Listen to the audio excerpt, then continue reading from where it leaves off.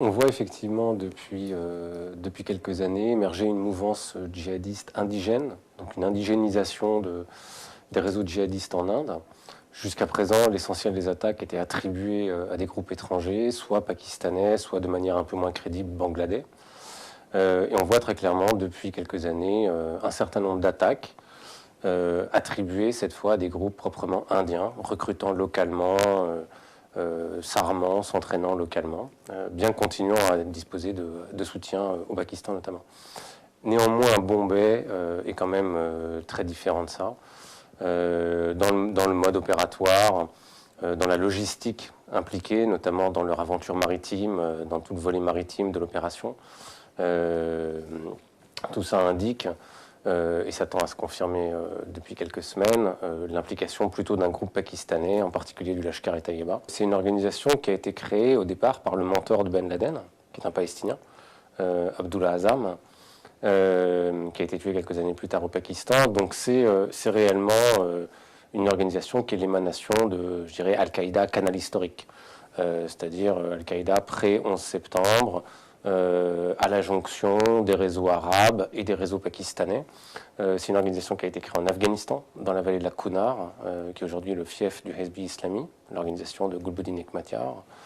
Et donc c'est vraiment une organisation qui est le produit de la fin du djihad afghan, lorsque le djihad afghan évolue vers la guerre civile. Effectivement, il est avéré qu'il y a eu des contacts très forts entre le Lashkar-e-Taiba et les services secrets de l'armée pakistanaise, en particulier l'ISI, l'Inter-Services Intelligence, donc les services interarmes de l'armée pakistanaise, qui lui ont apporté un soutien dans le cadre de leurs opérations de déstabilisation du Cachemire indien, dans le but de marginaliser au Cachemire indien les organisations plus laïques et surtout indépendantistes. La grosse différence, c'est que le Lashkar-e-Taiba, outre son agenda islamiste de type salafiste, est en plus une organisation rattachiste qui propose de rattacher la partie indienne du Cachemire au Pakistan. Ce qui est différent avec les premiers groupes à l'origine de l'insurrection du Cachemire en 1989, qui eux étaient indépendantistes et laïques, donc beaucoup plus difficilement contrôlables. Donc il y a réellement, et ça il faut insister, sur l'aspect réel politique. Si l'armée pakistanaise, ou en tout cas une section d'entre elles, a apporté son soutien à ces organisations djihadistes, c'est moins par connivence idéologique ou par fondamentalisme, comme on l'entend parfois, que dans le cadre d'un projet de réel politique qui est de défendre les intérêts immuables du Pakistan, à la fois en Afghanistan et au Cachemire indien. Qu'en est-il réellement depuis quelques années? Ce qu'on sait, ce qu'on constate, c'est que des relations sont poursuivies avec le Lashkar-e-Taiba.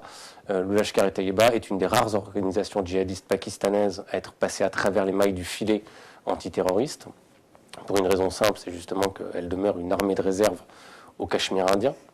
Néanmoins, pouvoir affirmer catégoriquement que des éléments des services secrets pakistanais sont impliqués, non plus cette fois dans des opérations au Cachemire indien, mais dans une opération terroriste majeure contre une ville indienne, ça me semble s'aventurer un petit peu loin en l'absence d'éléments tangibles. À ces attentats djihadistes qui se multiplient, donc soit d'origine étrangère, soit de facture locale, à ces attentats djihadistes répondent de plus en plus des attentats des franges radicalisées du mouvement nationaliste hindou. Ça, il faut insister là-dessus. La véritable nouveauté en termes du terrorisme régional, c'est ça. Bien plus que la montée en intensité des violences djihadistes, qui d'ailleurs n'est pas constatée. Les attaques de Bombay de novembre 2008 ont été moins meurtrières que les attaques de Bombay de 1993. Donc quand on entend les attaques de Bombay sur le 11 septembre indien, c'est l'attentat le plus meurtrier qu'il y a eu en Inde, c'est faux. Donc à ce niveau-là, en termes de victimes, en termes d'importance de l'opération, 93, c'est la bourse de Bombay qui est attaquée, c'est la ville entière qui est ciblée, c'est une opération, je dirais, plus massive. Par contre, ce qui est réellement très nouveau, bien que beaucoup moins spectaculaire, c'est l'implication et désormais des éléments tangibles, des enquêtes de police solides montrant l'implication de franges radicalisées de ce qu'on appelle le Sangh Parivar, la famille nationaliste hindoue, dont certains éléments sont passés au terrorisme ces dernières années, avec des attentats parfois assez spectaculaires quand même. L'attentat de 2007, je pense, contre le train du compromis, le 2006, contre le Samjhota Express, désormais, l'enquête s'oriente vers des réseaux nationalistes hindous. Toute une enquête est en cours. Ce qui est d'ailleurs frappant, c'est que le responsable de l'unité antiterroriste de la police de Bombay, qui a trouvé la mort dans les premières heures de l'attaque de novembre, était justement en charge de cette enquête. Et surtout, cette enquête a montré, outre la principale responsable, donc c'est une femme qui était à la tête de cette cellule terroriste, et qui s'est appuyée sur un certain nombre d'officiers de l'armée indienne, à la fois des officiers retraités, mais aussi, et c'est ça la nouveauté, et un facteur très inquiétant, des officiers d'active. Donc éléments tendant à démontrer le passage à l'action terroriste d'un certain nombre d'éléments nationalistes hindous, y compris au sein des forces de sécurité et de l'armée. Ce qu'il faut souligner également, c'est la maturité de la société. On l'a vu encore justement dans les jours qui ont suivi les attaques de Bombay, alors que des élections régionales se tenaient, à la fois à Delhi, au Rajasthan, au Madhya Pradesh, au Chhattisgarh. Le Congrès a fait un bon score, alors qu'on pouvait s'attendre à ce qu'il y ait un vote sanction sur la question de l'insécurité.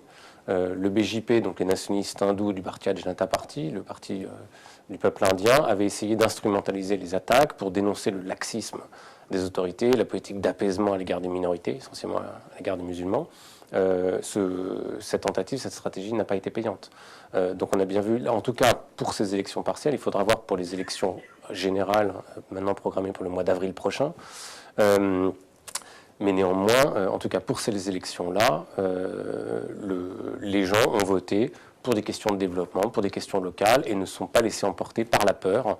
La situation est par exemple très différente de ce qu'on a pu avoir aux États-Unis après le 11 septembre. Les élections régionales ont été une bonne surprise. Je crois que beaucoup d'observateurs ont été très surpris. Beaucoup de gens étaient très inquiets. On craignait soit des représailles contre les musulmans, notamment à Bombay, ou dans le nord de l'Inde, dans des États sensibles au niveau intercommunautaire, comme l'Uttar Pradesh, par exemple. Néanmoins, là, justement, on a plutôt été démenti. Maintenant, il reste à voir, et là, c'est très difficile de faire des pronostics, dans la mesure où ces élections sont plutôt jouées sur des enjeux locaux. Les élections générales d'avril, elles se joueront réellement sur des enjeux nationaux. Tout dépendra aussi de la conjoncture des prochains mois. C'est-à-dire, effectivement, une nouvelle attaque majeure viendrait certainement perturber le jeu. On voit très clairement le gouvernement actuel jouer avec la peur, c'est clair. Il a été sensible aux critiques de laxisme que j'évoquais tout à l'heure de la part de l'opposition nationaliste hindoue. On voit notamment un ministre des Affaires étrangères, Pranab Mukherjee, qui est un des hommes forts du gouvernement actuel, surenchérir sans cesse dans les accusations contre le Pakistan de manière parfois un peu stérile, disons. Et parfois un peu dangereuse, parce que tout ça échauffe les esprits, à la fois en Inde et au Pakistan. Sur la plupart des indicateurs socio-économiques, la situation des musulmans est encore pire que celle des Dalits, des intouchables. Donc très clairement, les musulmans sont dans une position de marginalisation qui ne cesse d'empirer.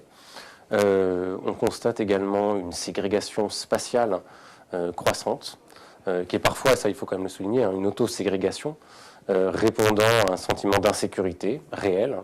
Les musulmans ne se sentent plus protégés qu'en nombre dans leur quartier. C'est très clair, on le constate dans la plupart des grandes villes indiennes, ce qui est très inquiétant parce que ça veut dire que les espaces de mixité sociale et religieuse sont en train de disparaître. Or, c'est ça qui faisait à la fois la richesse, l'originalité et la stabilité de l'Inde. C'était justement ce qu'on appelle en Inde la culture composite, qui se nourrit justement à la fois d'influences religieuses, mais aussi culturelles, littéraires, culinaires, vestimentaires et j'en passe, qui rapprochaient hindous et musulmans. En fait, ce processus d'affaiblissement de la culture composite a commencé dans la seconde moitié du XIXe siècle, donc ce n'est pas un phénomène tout à fait récent. On a vu les deux langues, le hindi pour les hindous, l'ourdou pour les musulmans, qui se sont séparés à partir d'un socle commun qu'on appelait le hindustani, dès le XIXe siècle.